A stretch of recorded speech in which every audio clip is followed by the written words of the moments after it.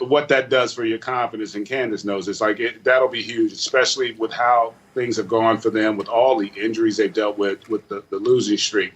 So this is obviously something that'll get everybody feeling good. In big picture, the guys will have a little bit more trust in him and confidence that, in him. DA. And so that's a pretty cool moment. No, that's a pretty cool moment. Look at that. That's what it's about, that man. is awesome. That's what it's about. It really is. Doused as he walks into the locker room. Magic could use a win, as you mentioned, with a 6-game losing streak. And, of course, one of those major injuries is the one that created a starting spot for Cole with Markelle Fultz going down for the season. Obviously, Cole's been a starter his entire life. But it's different in your first month in the NBA when all of a sudden you have this opportunity. What have you said to him? What have you guys talked about in terms of this new role for him? We don't have enough time to go over all that we talked about because we talk every day, literally. And, it's about just learning. And, that's, the thing you have to do. You can't get caught up just in how you're playing. You got to respect every opponent you have, and you can literally learn something from everybody you go up against. And what we've discussed a lot is just getting into your film, understanding how the NBA game is played. And his confidence has ebbed and flowed, and so that's, tonight was a perfect example of it. He wasn't overly aggressive, just trying to run the team and get guys in the right spots and just trying to play without making mistakes, which really isn't how you want to play. But when you don't have the confidence, you tend to lean that way. And so for him to be able to have had some good moments, I thought he played well even against the Knicks. He didn't shoot it well, but he played well. And so those are, you find little things, moral victories, if you will, on this journey, especially your first year. And you made the point, Matt, he didn't have summer league, and he really didn't have a full season because he had knee surgery and he had been out for a long time. And so, all these young players are going through that. And it's a challenge, but then to be thrust into that starting lineup and then to have to do it with the, depleted roster makes it extremely difficult for him. Probably has expedited his learning curve a little bit, but I think ultimately he'll be better for it, because he's going to get to have some more positive experiences, and he'll be able to build off of this, as will the team, as they move forward. And hopefully they start to get healthy as they get closer to the end of this road trip. Sometimes as a rookie point guard, you've got to manage the game. Sometimes you've got to make a game-winning shot. That was the case tonight. It turned out to be the first game-winning, buzzer-beating three-pointer for the Magic in nearly 10 years. Do you remember Nelson back in March of 2011? All right, you spoke of confidence. Let's get to the Nets and 3 stars who are not short of confidence at this point in their careers, playing for the first time as a true Cavalier points, part of a career-high 42-point night as Sexton and the Cavs spoil the Big Three's debut. Sexton, by the way, drafted by Cleveland with a pick acquired from Boston in the Kyrie Irving trade. It all comes back around full circle. Sexton with the biggest night of his young NBA life. Here he was afterward. Man, this win tonight, it just showed that when we're all fully healthy and everybody's back, I feel like we can do a whole lot. It was a tough-fought game. We continue to fight to the end, and they're a really good team, but we can't celebrate this one. We got them on Friday again. Always playing the game that I love. I'm grateful, so I never take it for granted. And then also to be, playing with Kevin Durant, James Harden, just those names alone right now, just we're having some fun. But it's not just about us, and I always say that. We'll have good nights, we'll have great nights, but it's how we galvanize this group together and how we sacrifice and compromise for the greater good, and that still remains to be seen. Obviously, one game's out the way, but I'm excited for what's to come. It felt perfect. It felt like we belong together. It felt like, this journey together is going to be fun. It was a tough first start, and especially it was an up and down game for us, but, I like where we are. We started off the game very, very, very good. Just the entire game, we just got to find a way to get stops when we need to. Offensively, they're not statistically, they're not a very good team, but they made some shots tonight. So we just got to watch some film, get better, and, chip away. We're still early in this process. It's only game 1 for all of us. So we got a long way to go, but we're still excited about, everything that's going on. Here are the numbers for the big three. Huge numbers. Kevin Durant went for 38. He had 12 boards, 8 assists. Kyrie scored 37. James Harden with a triple-double, 21, 10 boards, and 12 assists. But they come up with the L in the end. Irving and Harden both minuses on the nights, -7 and -5, respectively. Kevin Durant just a +2. So, GA, what do you take away from this first go-around of this Nets big three? Well, they're as good as advertised offensively. I mean, they were brilliant at times on that side of the floor from three. And so that's the issue is going to be the lack of practice time. It's hard to create good habits. It's hard to create culture. Mike D'Antoni, Steve Nash, those guys offensively, their minds, they're as good as it gets coupled with that talent.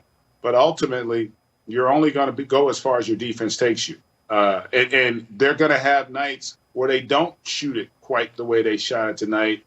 And right now, defensively, they're challenged. I mean, even in the first few games for Harden, without Kyrie, they just struggled on that side of the ball. So that's going to be it's got to be a priority for them. They've got to get better at it. They're just too good offensively to not be a factor in that Eastern Conference. But if their defense doesn't improve, it's going to be a challenge for them to ultimately win the East. And let's face it, that's what the goal is. Yeah, CP, defense and depth were, for me at least, the two big questions when they put this trio together. They only got 10 points off their bench in this game. But I thought watching them play that they played basically ego-free, which is a good sign if you're a Nets fan, in that they worked together. They made the right passes generally and made the right basketball play, at least on the offensive end. Yes, it seemed as though, especially, Kevin Durant and James Harden. If you look at the stats, James Harden only took 14 shots, Kevin Durant 12 of 25. Kyrie shooting over 50% with 15 for 28, but where I start to look is Durant with 8 assists. We saw him improve throughout this year in creation. He's had a season high, career high in assists this season with the Nets. And early on in their first couple games of the season, I saw that the Nets were passing up good shots to get great ones. And with these three, sometimes bad shots for other people are great shots for these three because they're so dynamic and can score in so many different ways. But at the same time, you're seeing Kevin Durant with 8 assists, James Harden with 12 assists, and your point guard, Kyrie Irving, with 3. And to me, I think that was kind of where we are going to poke holes in this offense. There were a number of times where Kyrie can make those tough shots. We've seen him make those tough shots. But down the stretch, it did seem like he was shooting a lot of fadeaways. The passes were maybe a little bit late, and that comes with timing and all of that. Also, being back in Cleveland, you have to think that he was pressing a little bit and wanted to do a little bit more. And as teammates, when somebody goes home or goes back to where they played before, you want to get them going and you want to, really get them going offensively. So I do think some of those kinks will be worked out offensively, but I'm with GA. They've got to figure out how to defend. And I do think that at some point they need to go out and get another big because you don't want Kevin Durant to have to guard in the post night in and night out. Right. They only played 4 off the bench tonight. And Reggie Perry is a rookie. Played about 10 minutes in this game. He had 4 points, but it's a lot to ask out of him for an elite level contending type team in the Eastern Conference. Colin Sexton, he spoiled the show for the big three with 42. CP, a lot of those shots were easy in terms of them being open, him having space, but you still got to make it go. And the young man was great tonight. The young man down the stretch hit shot after shot. I mean, you see this finish attacking the paint.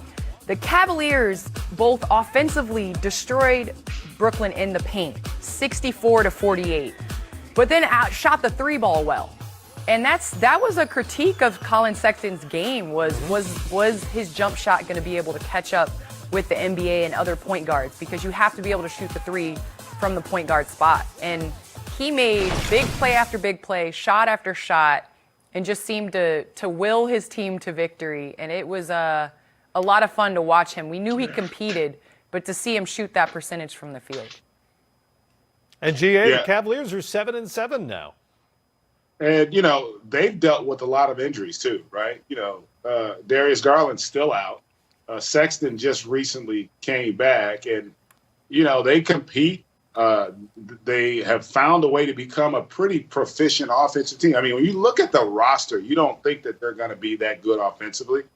But Sexton, and you guys saw that. I mean, that young man has got the heart of a lion. Like he just has a belief system that to be great in this league, you have to have. And the other thing, you saw it in that clip of him, that how small Brooklyn was, right? They had no rim protection and they couldn't control the defensive backboard. And so remember, I think he got 2 offensive rebounds in that stretch. They were able to keep possessions alive, get multiple possessions, and that it creates a challenge for you. And they just fought. He was amazing. That's a guy. If you haven't watched him play a lot as an NBA fan, he's somebody you'd be willing to pay to go watch because he competes, he brings it, and his guys feed off of his energy. He walks in, and even in tonight's game, he felt like he was the best player on the floor. And he believes that, and I think that gives his team confidence. And this was a big-time win for them. Who'd ever thought they could win a game giving up 135 and the big three for Brooklyn scoring 96 points, and yet they still were able to win the game. That's pretty impressive. And obviously Sexton's the star of the game, but he and the rest of the Cavaliers will have thanks for their bench. They only played 8 tonight, but Taurean Prince, Damian Dotson, and Jarrett Allen outscored the Brooklyn bench by 34 points in this game, and the Cavaliers upset the Brooklyn Big Three's debut tonight on their home floor. All right, that's not the only thing happening around the NBA tonight. Boston and Philly got together. Joel Embiid back in the lineup. Take it